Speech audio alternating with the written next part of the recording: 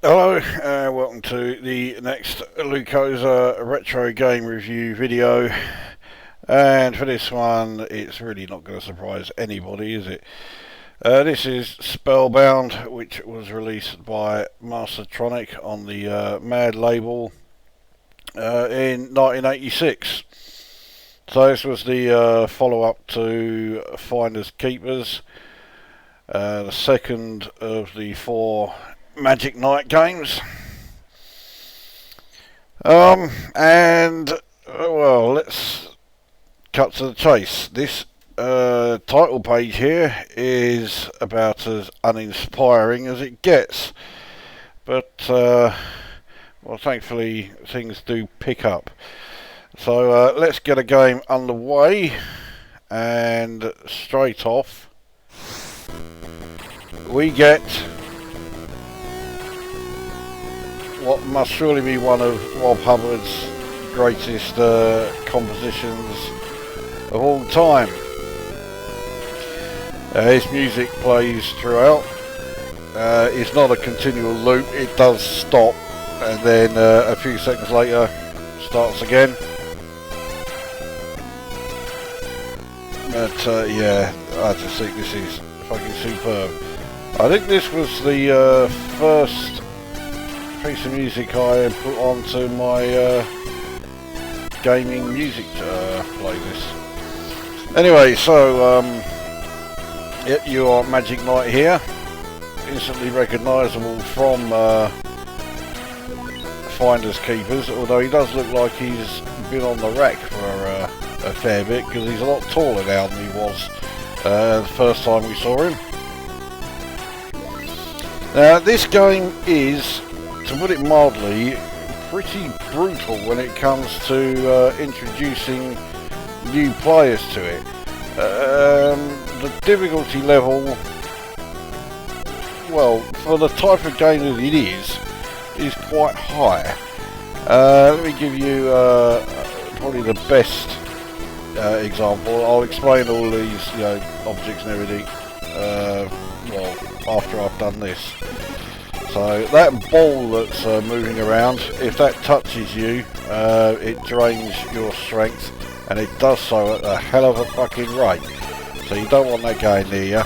So you get past that, and you go into the next room, and somebody switched out the light. You fall and injure yourself fatally, like that, on your armour. Why not carry a torch or something similar next time? Hard luck, Magic Knight. And that's it, you're dead. You've only seen 3 rooms and you're already dead. So, yeah, the game, that's not the only sort of room that's like that, where, if you are unaware of what's waiting for you, you die the moment you walk into a particular room. So let's get another game underway. Now the logic to sort of getting past some of these puzzles and that is not immediately apparent. But this thing here that I'm standing on top of is a glowing bottle, which I'm now holding. So I've got that.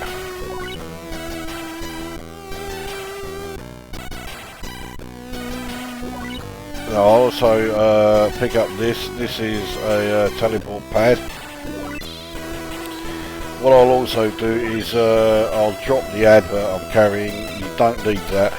That is about the only object in the game that is not vital. Whereas in Finders Keepers there are plenty of objects, so I'll pick this one up as well. This is the teleport key. Yeah, while there are plenty of objects in Finders Keepers that were just there to be sold and as money, in this, yeah, you need everything. So, oh, that ball just fucking hit us. So I'll pick up the mirror, and now that I've got the mirror, you can see that it's showing my strength and the objects I'm carrying. Like Finders Keepers, you can only carry 5 objects, So this is the room where, yeah, if I didn't have the glowing bottle, I died straight away. So the glowing bottle means I can now see in there. So we carry on till we get to this door here, which is the lift, we'll call that.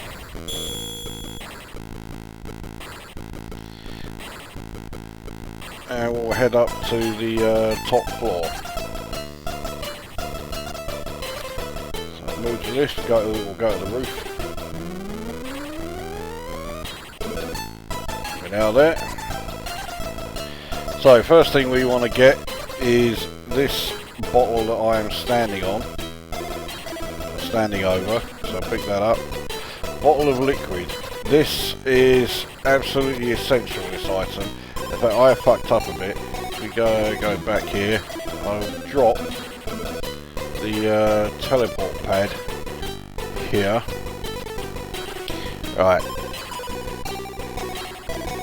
Now we keep going because there is something else that I particularly want up here. Every time you go to a new screen, your strength goes down slightly. But that's the item I want. So I'll pick that up, the Wander command. Now what I'll do now is teleport. Because I've still got the teleport key, I can do that. And it takes me back to the lift, because that's where I dropped the teleport pad. So we'll move to the lift, we'll go back to the third floor, which is the floor you start on, because I need to get my strength back up. And you do it by firstly making your way back through here to this guy. So this is Florian the Dwarf. Now he's currently asleep, which is well, quite handy actually. But what we do, we give him the bottle of liquid that we got from the roof. Okay, and now we take it back from him.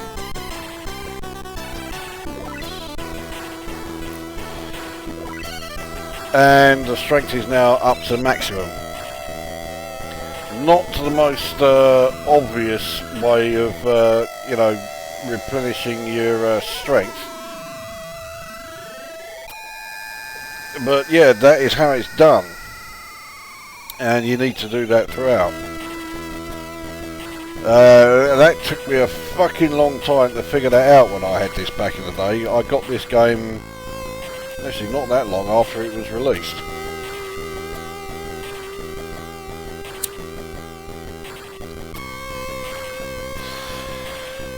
Right, so what we'll do now, move along a bit because there was another one of these characters over here. Okay, looks like he's buggered off. Oh no, there he is. Right, that is Thor, I believe. So because we had the Wander command, we can command the characters. Yeah, it is Thor. Right, so first of all, command him to eat and drink. You have to keep all the characters alive, because if they, if you don't bother doing anything like that, they start becoming weak and they can't help you. If any of them dies, then it's game over, as well as if you die. Right, so I want to command him again, command it to be happy, because if they get too miserable, they won't do anything either. The whole idea of the game is there's a wizard in this area called Gimbal, and he's been doing some sort of experiments, and he's taken all of these people out of time, and out of, you know, yeah, not just their respective times, but their respective locations, and they've all been put here because one of his spells has gone wrong. So obviously you as Magic Knight, you are one of the people who has had that happen. Yeah, I had that happen too.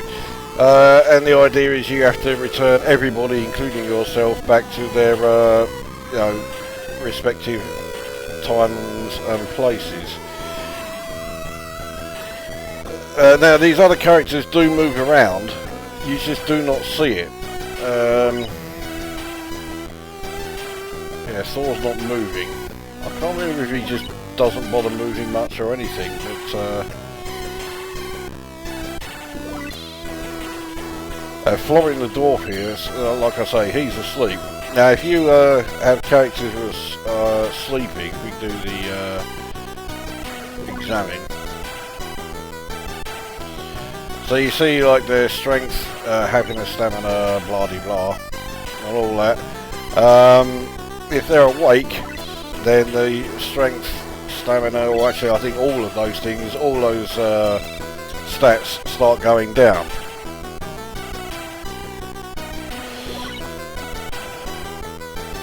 So when you don't need them, it's a good idea to have them fall asleep.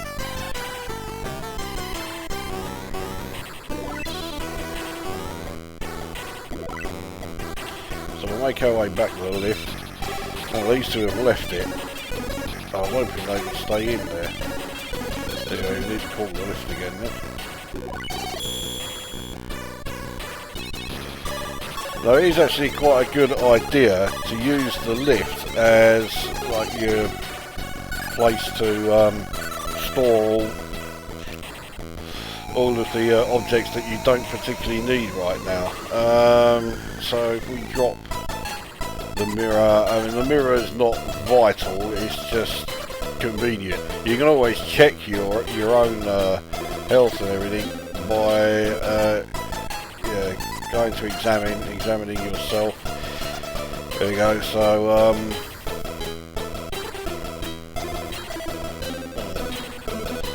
not doing too bad considering I've only just started.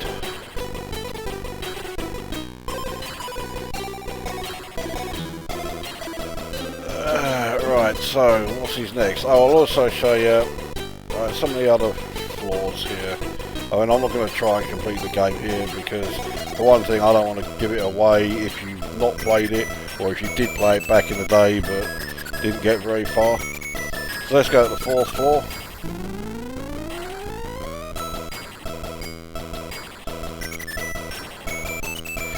You can see that there's this wall that's in the way, and you can't jump over it. So obviously that is something else that you need to do. I'll say the 3rd floor we've already been to. Actually what I'll do, I'll pick up the mirror just to make sure that I'm okay. Yeah, pick up. Let's use the wand of command to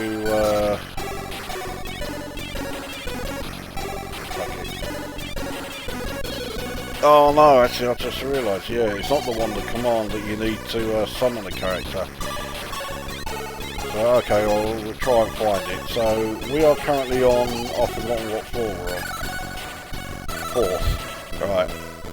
So, we've already been to the 3rd, that's where you start. So, let's go to the 2nd floor.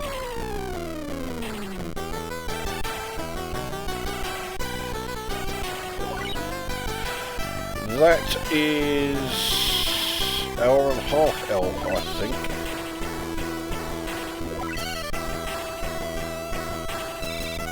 Hour and a half elven, yes.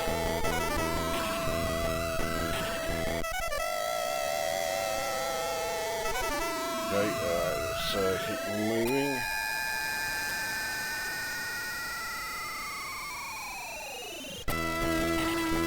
Is that an empty bottle, that? Pick up empty bottles, but I can't anyway because my hands are all full. And there's another wall there, which again you have to somehow break through. These portraits on the wall here, so that one there is Florin, that is Banshee. I think that is Auric the Cleric, that's Gimbal the Wizard.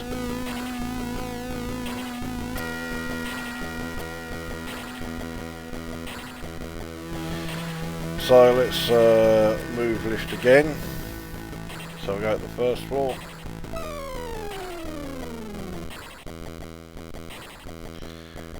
Here we have the mushroom, and here you die.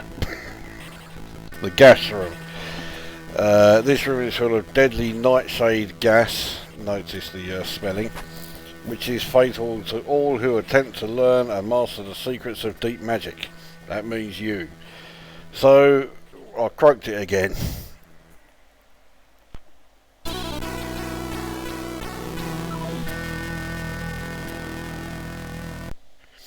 I must admit, I didn't actually intend to walk into that room. I was just going to stop just before going there and say, right, I'm not going any further. Right, well, let's start a third game and we'll also get the review underway. Graphically, it's very simple.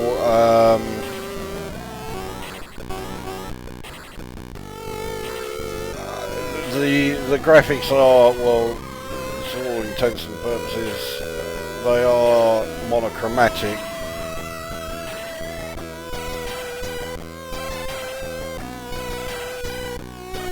I mean, they're done in like different sort of stages. It's very Spectrum-esque. I don't know if the graphics have just been ported over from the Spectrum, but I suspect they have, because there is colour clash and attribute clash happening quite a lot. Not on your sprite. I think the actual Magic Knight sprite is a hardware sprite. Everything else though is software sprites. There's attribute clash all over the place. So graphically, it's not brilliant.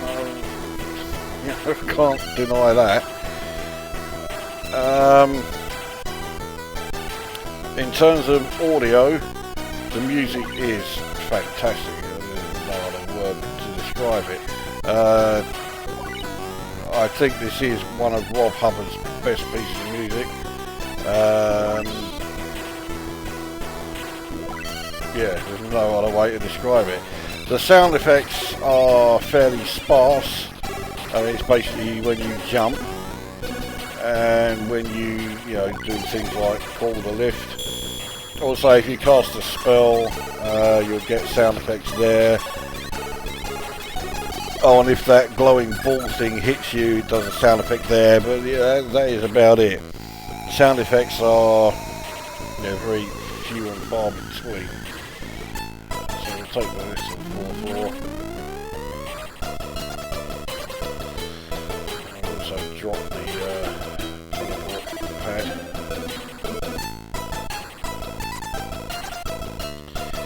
And the gameplay, this is one of those games that I think you need to be in the right mood for it. I used to play this a hell of a lot back in the day, and then I would go months going nowhere near it because I just kept thinking, oh no, I can't be arsed. So, I mean, if you're in the right mood,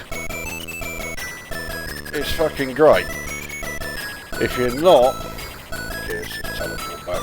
Yeah, if you're not in the right mood, yeah, it's one that you will probably want to stay away from.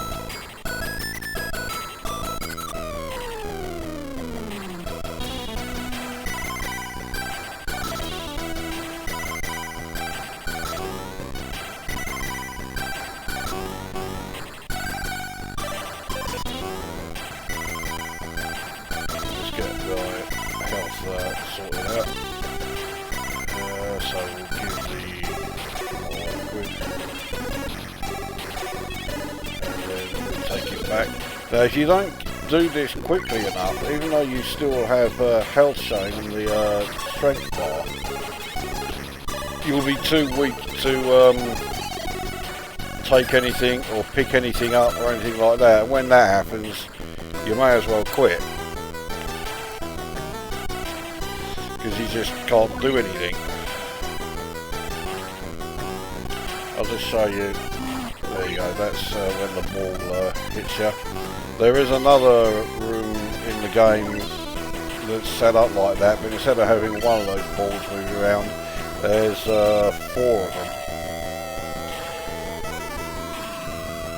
So I've shown you the roof and then down to the first floor. So if we try and go to the ground floor, the lift is broken. Cannot be moved to that floor yet. A good bash in the control box will probably fix it.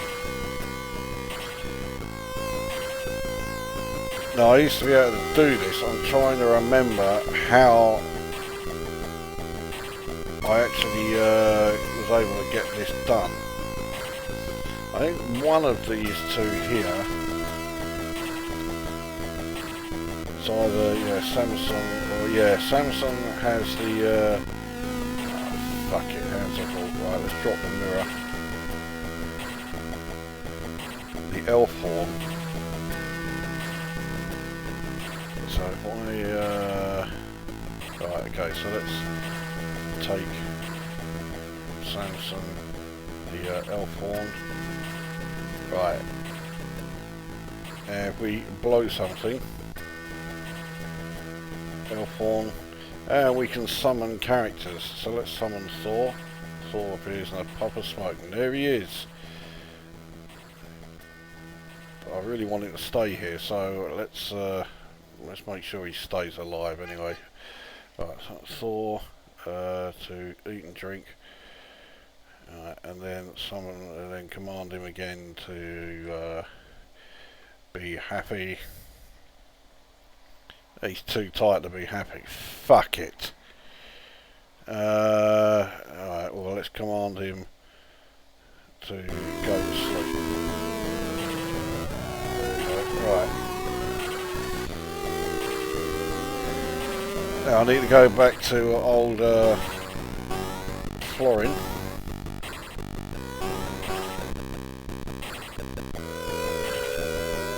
If you examine Florin,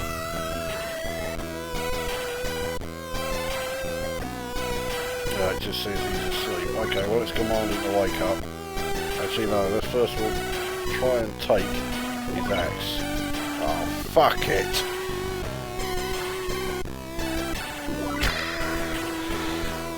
Okay, right, what should I drop? Let's drop the teleport key. Okay. Right. Take axe.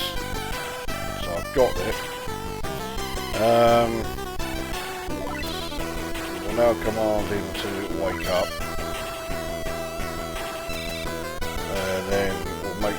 Oops. Didn't mean to fucking read. Right, command Florin.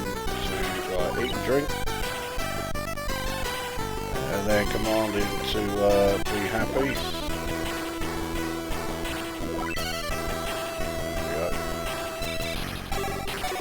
Now if we examine him again, now that he's awake,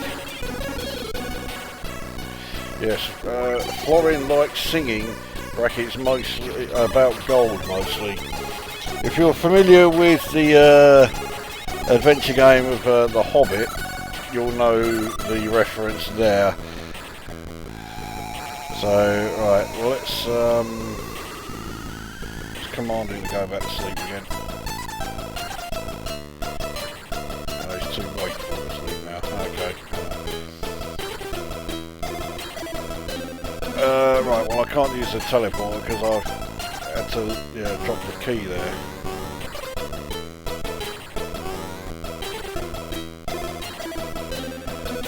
Samson and what's her name left there.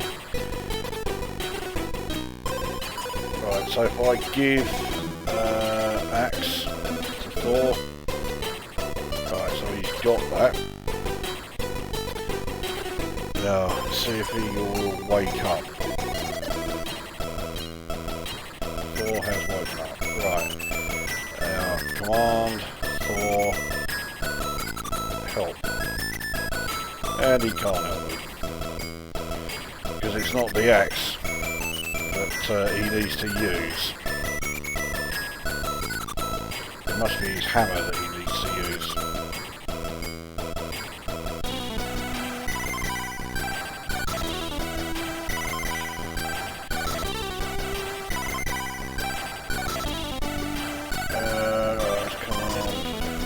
Samson does not want to be commanded by you, so he's a miserable cunt.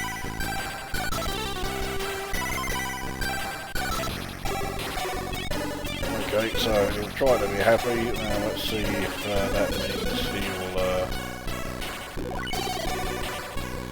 There we go, right. Now what has he got on him? Platform. No, I'm interested in that. One of the characters around here... Oops. I don't want to do that either.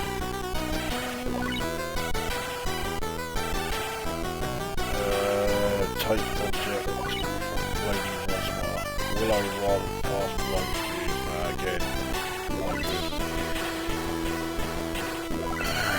So who has it? Where's the Mjolnir, the hammer that Thor uses?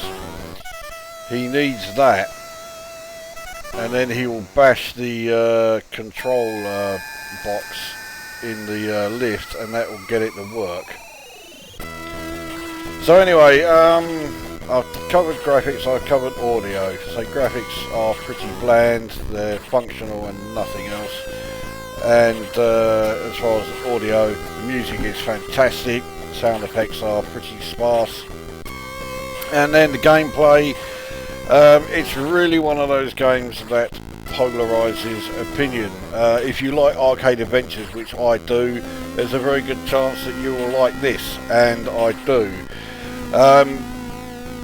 The menu system here, which is clearly based on, like, you know, the menu systems of like GEOS or I think, yeah, the first Apple Macintosh was around at this time, 86 wasn't it? I think 86 was the year it first came out. And yeah, it's clearly based on those. It's fine for the most part, but it gets a bit clunky when, you know, you're trying to initially find your way around, and then if you select something wrong, so if you do say like release spell, you've got to go all the way through it just to then reject the command if you have gone wrong. If you haven't gone wrong, the fact that you know, in order to do anything, you have to, you know, choose that, and then you have to confirm it every single time about whether to execute or reject the command. That also gets a bit clunky. So it's a good idea. It doesn't entirely work. I wouldn't say it's shit or anything like that. You know, it's probably the best way they could have implemented it. Let's grab the teleport key. Please tell me I've got room to pick it up. Yeah, right, and now we'll teleport back to the lift. There we go. So yeah, some of the puzzles are not very logical. I mean, the way of getting your strength back up, yeah, that takes an awful lot of trial and error. I was playing this game for fuck knows how long actually. Oh, my strength is very low. Where's Florrie gone?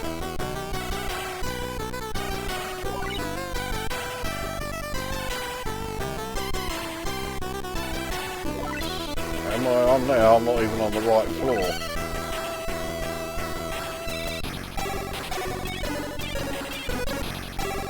Could be in trouble here, although I may not have enough strength to take the bottle back. Well, anyway. Well, I've got to do this, you know, if I want to try and progress anywhere.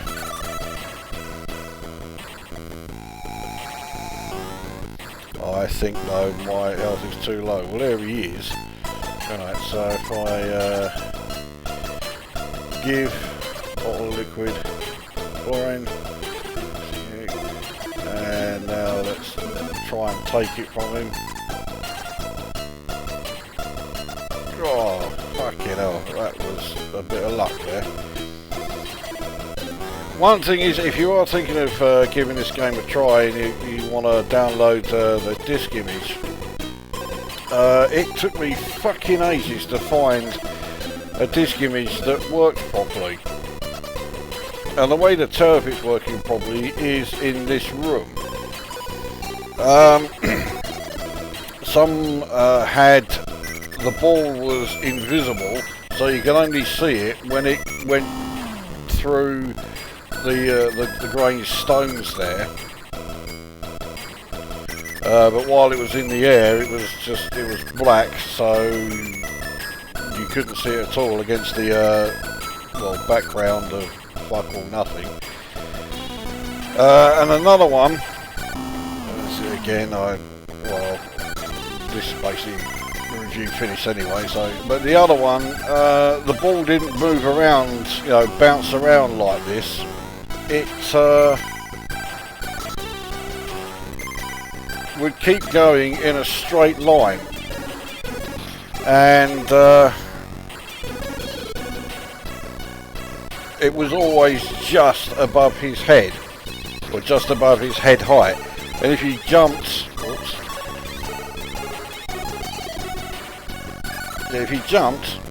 the ball would follow you upwards, so the ball could never hit you. It was like a sort of cheat mode sort of thing.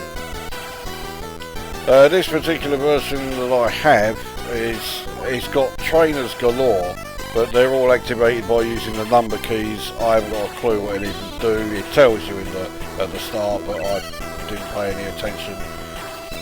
So if you must use trainers, yeah, this one hasn't. But anyway, so yeah, I am a fan of the game. Yes, it is one of those games where you do sort of need to be in the mood to play it, but yeah, in the right mood, it's great. If you're not in the right mood though, it's going to bore the fucking tits off you, and you probably, just won't want to know. So it really polarises opinion. I will give it 8 out of 10. I am a fan, and even if you don't like the game, it's worth getting for the music, which is fucking brilliant. One of Rob Hubbard's best. So that is Spellbound from M.A.D Games from Mastertronic for Commodore 64. 8 out of 10. Yeah, I like it. And let's face it, I don't say that very often about games that I do in these retro reviews. So that brings this review to an end, and yeah, we'll see you at the next one. No prizes for guessing what that next one is either.